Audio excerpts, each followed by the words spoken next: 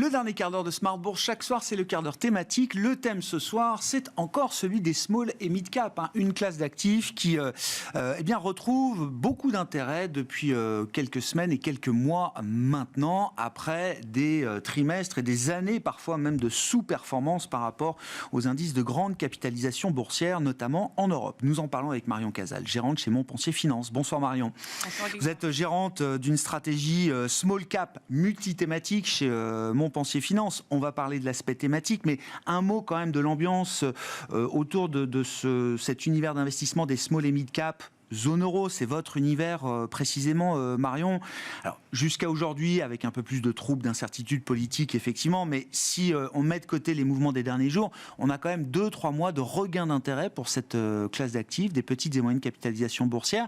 Qu'est-ce qui a drivé ce regain d'intérêt selon vous, et comment est-ce que ce regain d'intérêt s'est matérialisé dans cette cote et cet univers d'investissement ? Oui, alors c'est vrai que si on met entre parenthèses un peu les derniers jours de cotation, ça fait maintenant quasiment 3 mois qu'on ne sous-performe plus les large caps, ce qui est quand même une excellente nouvelle, parce que globalement, depuis 2018, ça va faire maintenant 5 ans, avec 2 années compliquées, 2018-2022, qu'on était en sous-performance versus les large caps. Donc ça, c'est le premier point. Quand on regarde un petit peu en plus depuis 2022, on a eu 2 poches qui ont extrêmement bien performé et qui a délaissé un peu les petites et moyennes valeurs. On a eu les large caps avec tout ce qui est Magnificent Seven, les granolas en Europe, et de l'autre côté du prisme, le private equity, sur lequel on est encore sur des niveaux de valorisation qui sont bien supérieurs aux small et mid cap. On a une vraie décote sur les small et mid cap cotés aujourd'hui par rapport au private equity, et on n'est pas vraiment sur des valorisations sur le private qui sont en train de baisser. Je regarde de temps en temps l'indice Argus en France, on paye toujours autour de 9 fois l'EBITDA, je crois, dans le privé, hors marché coté, par rapport à ce qui se fait. Oui, on est sur des primes qui sont significatives. Et quand on regarde la valorisation toujours sur le côté, sur les large caps, on est aujourd'hui, on n'a plus de primes, alors qu'historiquement on en avait, ça c'est connu maintenant depuis un certain temps, mais il y a quand même des points qui sont positifs dans le marché et qui nous, en tout cas, chez Montpensier, nous font dire que, normalement, on devrait voir une surperformance des petites et moyennes valeurs. Le premier point, c'est les taux, puisque on n'a pas besoin forcément d'une baisse des taux pour avoir une surperformance des petites et moyennes valeurs, mais on a besoin d'une stabilité. D'accord. Voilà. Ça une arrête de monter, quoi. Stabilisation des taux, voilà, on l'a vu entre 2019 et 2021, les taux étaient stables et les petites et moyennes valeurs ont surperformé. Donc voilà. Donc là, on est plutôt à l'aise avec ce scénario au moins de stabilisation des taux. Le deuxième point, c'est les conditions économiques. On est sur une amélioration qui est lente, qui est progressive, mais qui est visible en Europe. Donc ça, c'est également un point important. Et il faut savoir quand même que les petites et moyennes valeurs, c'est des sociétés qui affichent des croissances de BPA qui sont élevées. Quand on regarde aujourd'hui, alors ça dépend un petit peu des indices qu'on regarde, mais on va attendre une croissance de BPA sur 2024 entre 15 et 25% sur certains indices. Donc on est quand même sur des niveaux de croissance significatifs. Et donc on va nettement surperformer la croissance globale européenne. Là, on retrouve une vraie croissance bénéficiaire supérieure à ce qu'on peut attendre des grandes entreprises. Exactement. On est bien supérieur, et en plus, on le voit bien sur la première partie de l'année, les résultats du T1 ont été quand même assez bons en général sur les petites et moyennes valeurs. Il y a eu quand même beaucoup de surprises à la hausse avec un taux qui était plus élevé que historiquement. Donc ça, ce sont des points positifs. Il y a d'autres points positifs, notamment ce sont les IPO, le phénomène d'IPO qui est en train de repartir. Ça faisait longtemps qu'on n'avait pas vu de belles IPO en Europe. Aujourd'hui, si on regarde un peu sur le T1, on a levé 5 milliards d'euros en Europe versus 10 milliards sur toute l'année 2023. Donc on est vraiment sur une accélération, et là au Q2, on a aussi des beaux dossiers qui sont en train de sortir. Donc ça, c'est bien, ça fait un renouvellement de la cote, ça redonne de l'intérêt à la classe d'actifs. Et le dernier point, c'est la collecte. Les flux. Exactement. Et là, la bonne nouvelle, c'est qu'en fait, quand on regarde un petit peu mois par mois, eh bien, la collecte est positive tous les mois depuis novembre 2023. Donc ça, c'est quand même un point qui va permettre d'aider la classe d'actifs à surperformer dans les prochaines semaines. Bon, des planètes qui se réalignent effectivement après des années, vous le notiez, notamment en France, effectivement depuis 2018, c'est vraiment compliqué pour cet univers des petites capitalisations boursières. Comment est-ce que vous comptez en profiter en termes de gestion de portefeuille dans la stratégie que vous pilotez, Marion? Et donc, je le rappelle, qu'il y a une stratégie multithématique.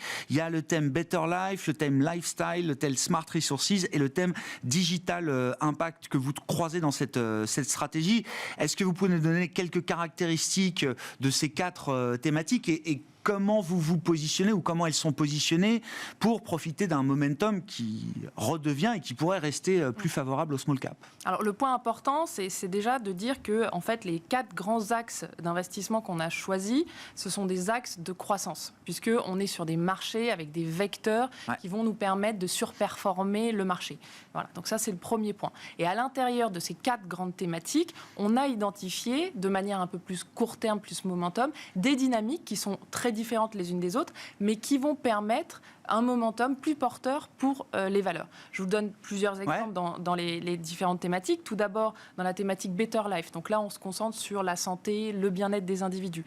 Il y a plusieurs dynamiques. Tout d'abord, la fin des disruptions post-Covid, puisqu'on avait connu une explosion puis le phénomène de déstockage. Et bien là, on est notamment dans la partie diagnostic en période de normalisation.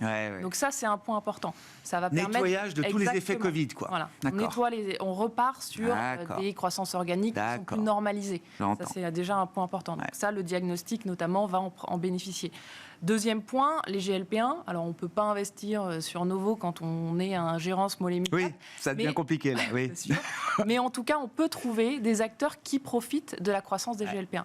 Je vous donne un exemple, ce n'est pas une recommandation, mais dans le fond, on est actionnaire de Gerresheimer, qui est une société allemande qui est spécialisée dans tout ce qui est outillage, flaconnage, et notamment dans tout ce qui est solutions injectables pour les GLP-1. Donc les équipementiers du GLP-1. Quoi. Exactement. Et ça, c'est une société qui va générer plus de 10% de croissance dans les prochaines années. Et qui est accrochée à la croissance de Novo, la production de Novo, etc. Qui a un gros, oui, effectivement, qui est corrélé en partie, alors pas tout, bien sûr, mais en tout cas qui a eu... Un proxy en partie de ce que fait Novo. Voilà. D'accord. Après, il y a plein d'autres exemples. Si on prend, par exemple, dans la partie Smart Resources, là, on va se concentrer sur les énergies renouvelables et tout ce qui est efficacité énergétique. Il y a quand même un point positif sur les énergies renouvelables. On avait été complètement délaissé avec la hausse des taux. Là, il y a eu l'OPA de Neoen, on a eu Encavis il y a quelques mois, donc on voit qu'il y a un vrai regain d'intérêt pour les énergies renouvelables cotées. Et sur des beaux multiples, Enfin, j'ai pas vu Encavis, mais Neoen, ça s'est payé 18 fois l'EBITDA, je crois. On est sur des multiples qui correspondent plus à ce qu'on voyait auparavant. C'est ça. Voilà, c'est clair. Mais donc ça c'est bien, ça redonne de l'intérêt à la thématique. Donc c'est un premier point. Le deuxième point, par exemple, sur l'efficacité énergétique, donc on va se concentrer sur toutes les valeurs qui bénéficient, en fait, qui permettent une efficacité énergétique des bâtiments notamment, et on voit bien, c'est corrélé forcément au cycle de la construction, et là on va retrouver un momentum plus porteur sur la construction. Alors on part de très très bas, mais en tout cas on voit quand même qu'il va y avoir une amélioration progressive dans ce secteur-là, et toutes les sociétés qui ont de fait une exposition à la construction via l'amélioration de l'efficacité énergétique des bâtiments vont en profiter. Avec donc aussi, là aussi, le kicker baisse des taux. On verra combien il y en a, etc. Mais tous ces marchés de construction immobilier, etc., seront évidemment très sensibles à la moindre baisse de taux et réglage de la politique de la BCE, j'imagine. Oui, tout à fait. Et après, dans les deux autres thématiques qu'on a, dans la thématique lifestyle, donc là, on est forcément investi sur toutes les valeurs qui profitent en fait des changements de mode de consommation.